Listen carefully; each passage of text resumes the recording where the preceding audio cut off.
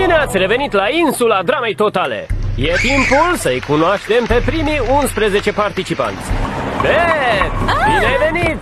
Îmi pare incredibil de bine să te întâlnesc! Wow, ești mult mai scund în realitate!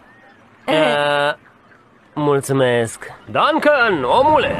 Nu mi plac surprizele. Da, avocatul m-a avertizat, amice. Mi-a spus să-l contactez oricând și să te trimit înapoi la școala de corecție dacă se întâmplă ceva, înțelegi? Atunci bine.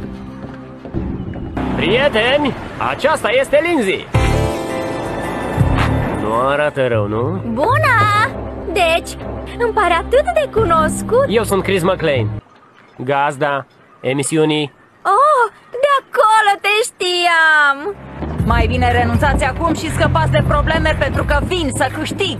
În realitate n-am văzut o fată ca tine. Scuză-mă! Ești mare? Ce ai zis despre mine?